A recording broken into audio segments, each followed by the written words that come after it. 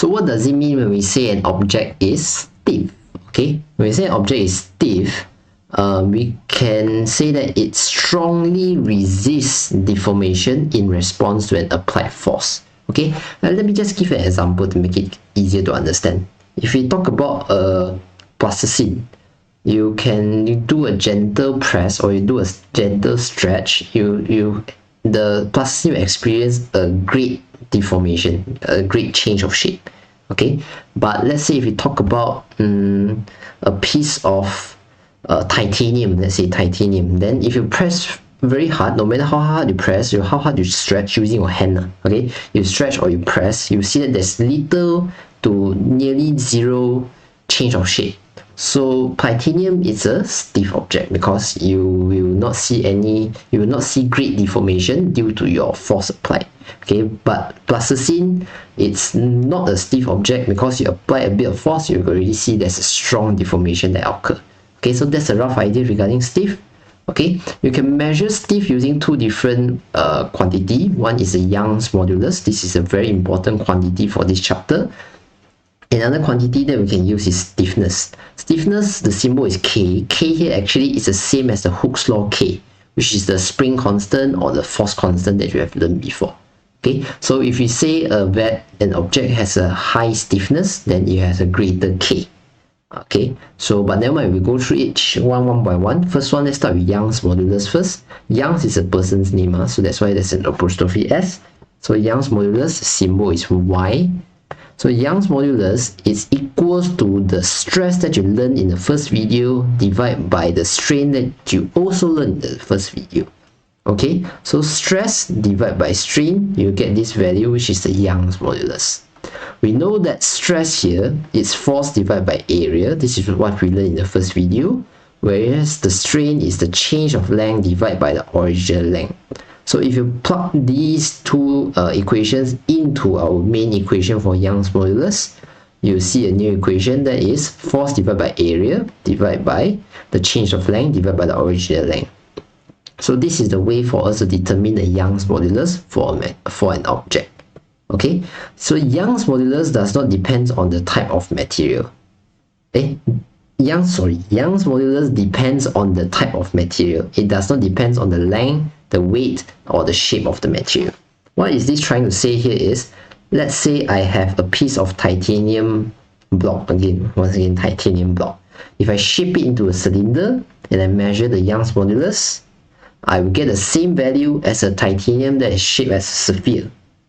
I can shape it into an iPhone and I check its Young's modulus, I will still get the same Young's modulus. Okay, so the Young's modulus, this value here, this quantity over here, does not depend on the length of the material, the weight of the material, or the shape of the material. So no matter what shape you are for your titanium, if you measure the Young's modulus using a tensile test or a compressive test, you'll find that the Young's modulus will still be the same value. It doesn't depend on how you shape the object. It only depends on what material is used to make that object. If it's titanium for all these objects, then all these objects have the same Young's modulus. Okay, so that's the concept of Young's modulus. Again, Young's modulus is stress divided by strain. So stress, the unit is Pascal. Strain, there's no unit to it. So Young's modulus should also have the same unit as stress, which is Pascal. Okay, Pascal divided by dimensionless, you get Pascal. Okay, so greater Y means by you need greater stress to obtain a certain strain. So let's say you want to compress 0.5 cm for your titanium. If titanium, let's say it has a very strong, very great Young's modulus, you need a lot of stress in order to compress it by 0.5 cm. Let's say, okay, or you want to compress it by 10% of the original length, you need to apply a strong stress in order to make it decrease by a 10%. That means it has a great Young's modulus. But if an object has a small value for its Young's modulus, that means by you apply a bit of stress, it already achieved 10% of strain. Okay, that's an example. Whether you need great amount of stress or less amount of stress to obtain a certain strain, that decides whether you have a high value for Young's modulus or low value for Young's modulus. Okay, next is stiffness. Stiffness is related to Young's modulus. Let's try to figure it out. just now I mentioned that stiffness here is related to Hooke's law that you learned, right? So you can say that F is equal to Kx. X is the stretch or the compression, right? So in this case, it's a change of length, because the change of length here represents how much stretch is experienced or how much compression is being experienced. So this delta L here is basically the X that you learned in Hooke's law.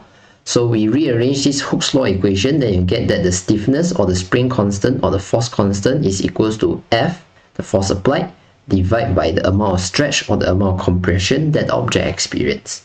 Okay, you know that this is Hooke's law again.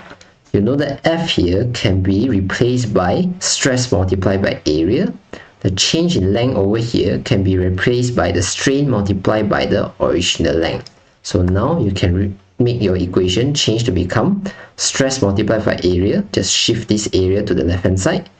Then you have epsilon, your strain multiplied by the original length by shifting the original length to the left. So you get this equation over here.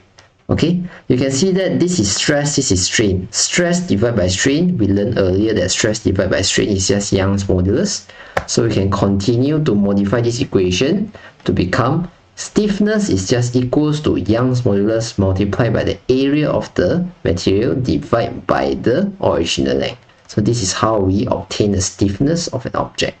Okay, so stiffness is also known as the spring constant or force constant in different occasions. Okay, one occasion is the simple harmonic motion that you just learned previously.